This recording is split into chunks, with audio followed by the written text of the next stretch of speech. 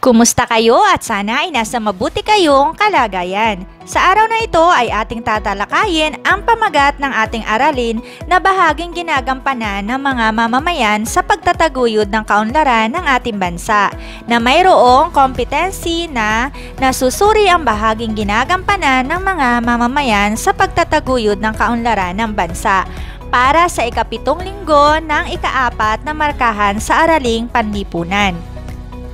Mga bata, sa nakaraang aralin ay natunghayan mo ang kabuuang konsepto ng kagalingang pansibiko. Nalaman mo na napakahalaga nito sa mga mas nakararaming mamamayan sa lipunan. Pag-aralan naman natin ngayon ang ambag nito sa kaunlaran ng ating bayan. Binubuo ang isang lipunan ng bawat tao o individual. Inaasahan siyang maging mabuting mamamayan.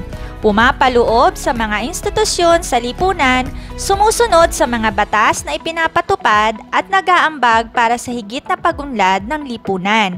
Kaya naman, sa araling ito ay iyong malalaman ang bahaging ginagampanan ng mga mamamayan sa pagtataguyod ng kaunlaran ng ating bansa. Kaya bilang isang mag-aaral, ikaw ay inaasahang naiisa-isa ang mga gawain sa pagtataguyod ng mga mamamayan sa kaunlaran ng bansa.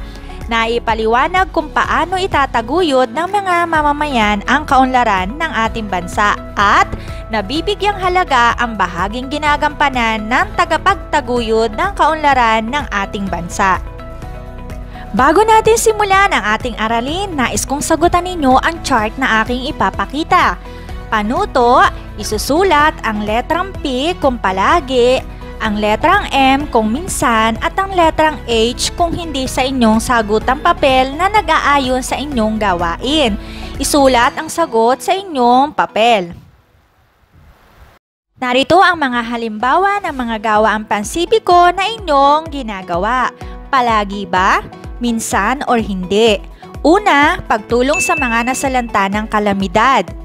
Ikalawa, pagiging magalang sa pakikipag-usap sa matatanda. Ikatlo, pagtulong sa paglilinis ng kapaligiran. At ika-4, pagtangkilik sa mga produkto ng inyong komunidad. Kung palagi mo itong ginagawa, binabati kita.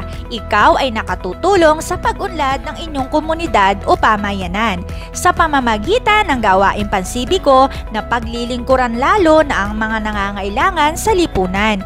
Ngayon, suriin naman natin ang larawan na aking ipapakita at sagutin ang mga sumusunod na tanong. Alin sa mga larawan ang nagpapakita ng kaunlaran? Ano ang kahulugan ng kaunlaran sa inyong kaalaman?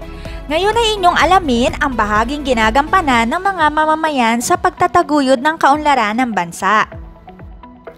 Ngunit ano nga ba ang bahaging ginagampanan ng mga mamamayan sa pagtataguyod ng kaunlaran ng bansa?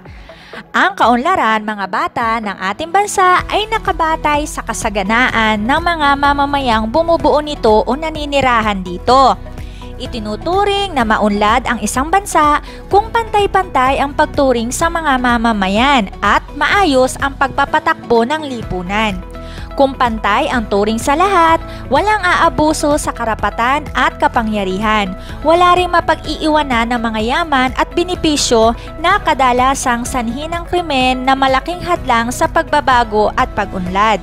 Kaalinsabay nito, ang kaunlaran ng bansa ay maibabatay sa kakanyahan nitong guminhawa ang pamumuhay mula sa kahirapan tungo sa kasarinlan ng bawat isa. Isa pang katangian ng maunlad na bansa ay ang pagkakaroon ng angkop at sapat na serbisyong panlipunan. Liban nga sa edukasyon, pabahay, kalusugan, seguridad, komunikasyon at transportasyon, mahusay na rin na makapagtalaga ang pamahalaan ng mga ahensyang tutugon sa mabilisan at natatanging pangangailangan ng mga mamamayan sa isang takdang panahon.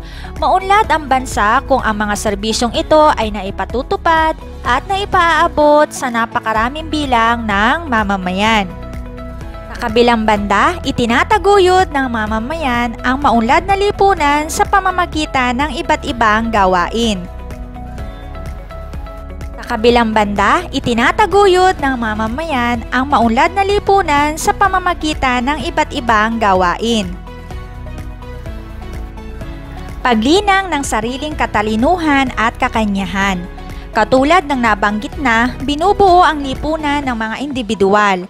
Makabubuting linangin ng bawat isa ang sariling galing at talento hindi lamang para sa sarili kundi para sa bayan. Pagiging produktibo. Maging malikhain at maabilidad upang matustusan ang sariling pangangailangan at makatulong sa iba. Hindi kailangang umamot palagi ng awa, mamalimos o umasa sa iba upang makamit ang kasaganaan. Kung ang bawat isa ay marunong humanap ng sariling pagkakakitaan, magiging madali ang pag-unlad ng ating bayan. Pagmamahal sa bansa at kapwa Pilipino. Ang pagtutulungan ay susi sa kaunlaran. Kung ang bawat Pilipino ay susuporta sa isa't isa at hindi maglalamangan, magiging masagana ang ating bayan. Isa sa pinakakongkritong halimbawa nito ay ang pagtangkilik sa mga produktong Pilipino. Liban sa malaki ang maitutulong nito sa pagbawas sa kahirapan, nakapagbibigay kita at trabaho pa ito para sa ating mga kababayan. Pagtulong sa pagtigil ng katiwalian at maling gawain sa pamahalaan. Pinamamahalaan at pinamumunuan ng mga kabilang sa pamahalaan ang kabangbayan, pulisiya at iba pang mga batayang serbisyo para sa bayan. Marapat lamang na tiyaking tapat at mahusay ang ating mga pinuno nang sa gayon ay maging maayos ang takbo ng ating lipunan. Pagsunod sa mga batas. Binuo ang mga batas upang pangalagaan ang ating kapakanan, buhay at ari-arian. Kung hindi igagalang ang batas, magugulo ang kaayusan sa ating bayan. Maging ang seguridad sa payapa at matiwasay na buhay ay maitataya. Marapat na sundin ito sa ikatatahimik, sagana at maayos na paninirahan sa ating bayan. Pangangalaga sa kapaligiran at pamanang lahi. Inihahandog ng kalikasan ang lahat ng batayang pangangailangan upang mabuhay ang tao. Marapat lamang na pangalagaan ito sa pamamagitan ng pagtitipid, pagpigil sa polusyon, paghihiwalay ng basura at pagre-recycle. Ang ating pamanang lahi ay ating pagkakakilanlan at tayo ay tagapagtaguyod ng pambansang dangal at kasaysayan. Marapat na kilalanin natin ito at ingatan hanggang sa susunod na ating mga salinlahi. Pag-iingat sa mga pampublikong gamit at lugar. Pangalagaan ang mga gusali at infrastruktura tulad ng mga kalsada at tulay, paliparan at ospital na galing sa pagsisikap sa pagtatrabaho at pagpupunyagi sa kabuhayan ng mga Pilipino. Bilang mga paraan sa pag-unlad ng ekonomiya at kabuhayan, pag-ingatan ang mga ito at iwasan ang maling paggamit at kapabayaan. Sagutin natin ang mga katanungan. Ano-ano ang mga salik na nakaiimpluwensya sa pag-unlad ng bansa? Ano ang mga katangian ng isang maunlad na bansa? Ano-ano ang ginagampanan ng mamamayan bilang bahagi ng isang bansa?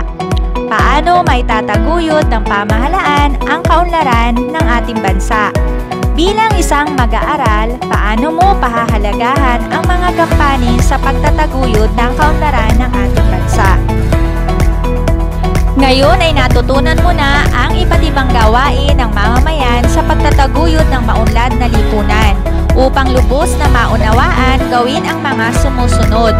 Marapat na sundin lamang ang panuto at isulat ang inyong sagot sa papel. Para sa kasunod na gawain, suriin ang mga larawan na aking ipapakita. Pumili ng 2 larawan at sumulat ng 2 o 3 pangungusap kung paano ito nakatutulong sa pag-unlad ng bansa. Gawin ito sa inyong sagutang papel. Maraming salamat muli sa inyong panunood at sana ay may napulot kayong bagong kaalaman sa Araling Panlipunan. Para sa kasunod na video, i-like at i-subscribe ang channel ni Ma'am Lisan Go para updated kayo sa susunod nating lesson. Ingat at paalam!